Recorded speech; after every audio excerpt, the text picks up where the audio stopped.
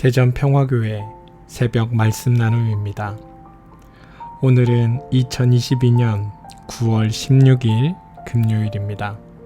오늘 하루 하나님이 주시는 은혜와 평강과 은총과 복주심이 말씀을 들으시는 여러분들과 함께 하시기를 소망합니다.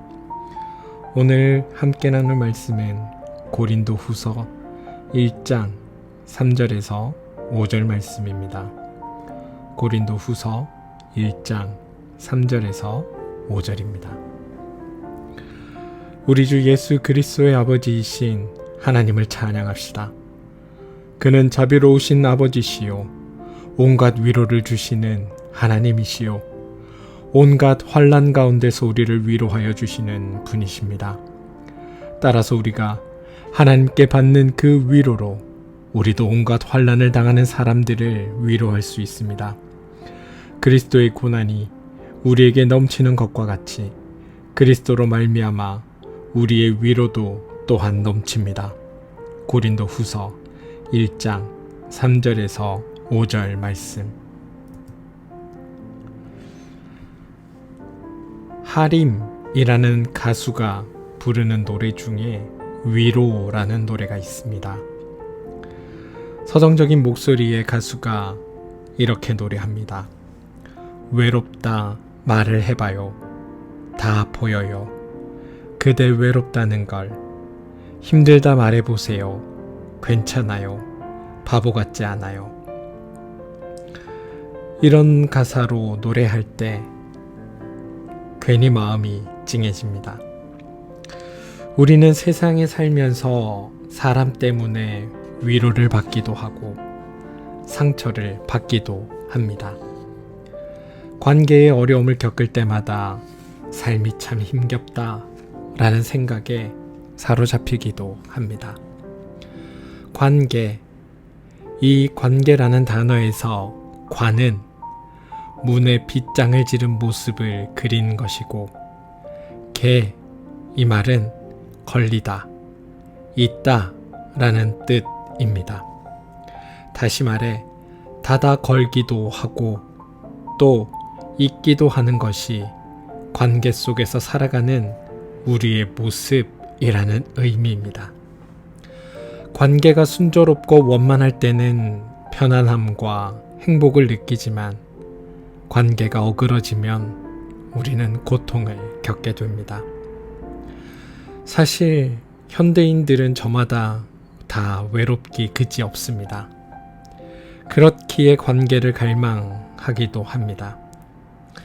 젊은 사람들은 사회관계망 서비스, 즉 SNS를 통해 누군가와 끊임없이 접속을 유지하려고 애를 씁니다.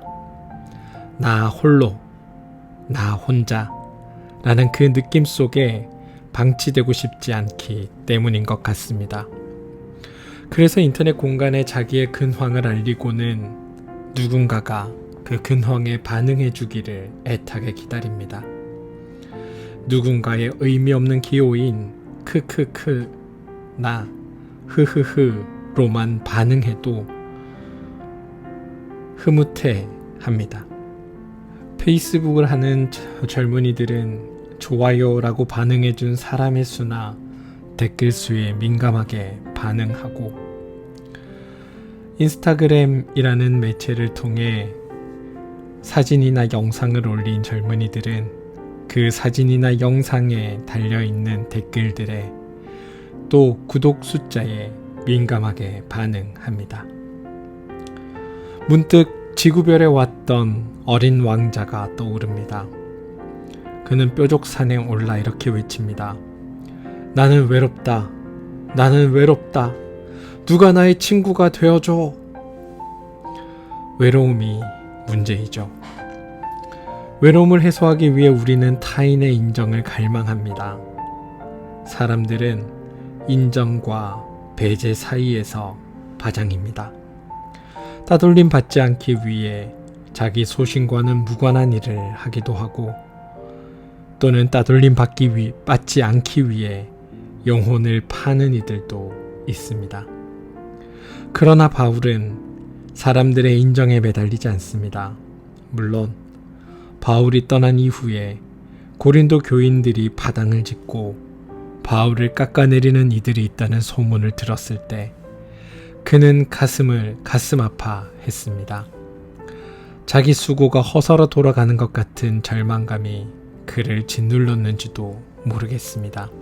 하지만 그때도 그는 낙심하진 않았습니다.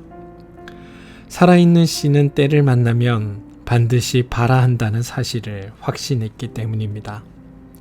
어둠의 날이 지나면 밝은 날이 올 것임을 확신했기에 그는 일어설 수 있었습니다.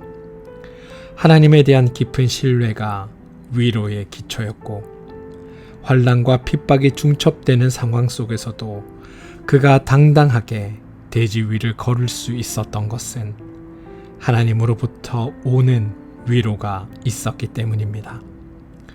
일찍이 사도들은 핍박을 받으면서도 예수의 이름 때문에 모욕을 당할 수 있는 자격을 얻게 된 것을 기뻐했습니다. 사도행전 5장 41절 말씀. 이처럼 고난을 당하면서도 세상이 주는 것과 같지 않은 평안을 누리는 사람들을 누가 이길 수 있을까요? 세상의 위로를 구하는 이들은 절망을 거두지만 하늘의 위로를 얻는 이들은 희망의 노래를 부르며 적박한 대지를 갈아엎는 법입니다. 사랑하는 성도 여러분, 힘들고 외롭고 괴로운 게 어쩌면 우리의 인생사처럼 느껴질 때가 있습니다. 그래서 절망하기도 하고 아파하기도 하고 주저앉기도 합니다. 그런데 여러분, 우리에겐 그 어떤 누구보다도 하나님의 그 위로하심이 있다는 사실을 기억하시기 바랍니다. 절망하여 눈물 짓는 그 자리에 서서 나를 향해 손을 내밀고 계신 하나님, 나의 어깨를 감싸며 괜찮다, 괜찮다 말해주시는 하나님이 지금 나와 함께 있음을 기억하시기 바랍니다.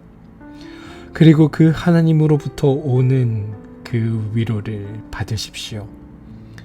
하늘로부터 오는 그 위로가 우리를 새롭게 하고 우리를 일어나게 할 것입니다. 오늘 함께 나눌 기도입니다. 하나님, 사람답게 산다는 것이 무엇인지도 도무지 모르겠고 세상 모든 게 다 시들하게 느껴질 때면 내가 사람이라는 게 싫어지기도 합니다.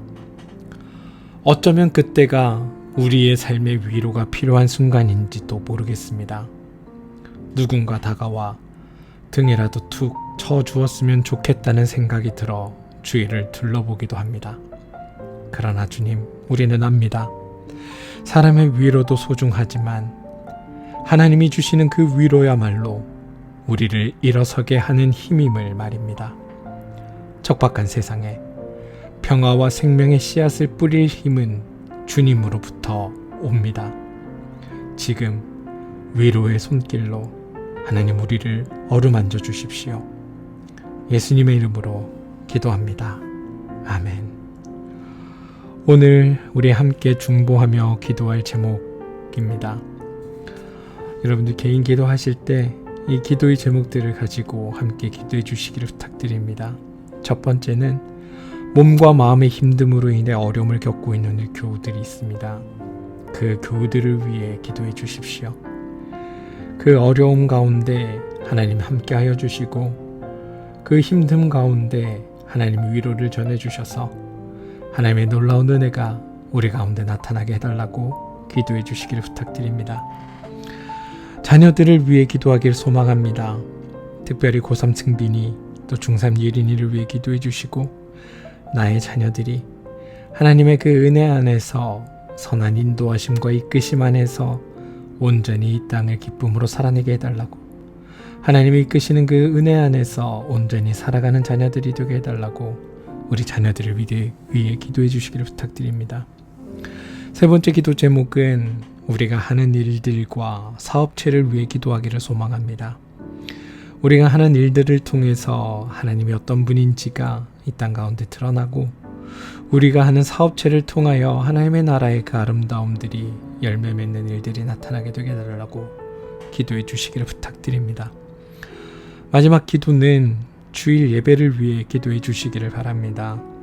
예배 가운데 임재하실 하나님의 그 은혜를 사모하게 하여 주시고 우리가 우리에게 주어진 이 예배 자리를 끝까지 지켜낼 수 있도록 하나님을 예배 가운데 만날 수 있도록 우리를 위해 열어주시는 하나님의 잔치 자리에 우리가 기쁜 마음으로 동참하여 주님을 경배할 수 있도록 우리가 드리는 예배 가운데 함께 해주시기를 기도해 주시기를 소망합니다. 우리 함께 기도하겠습니다.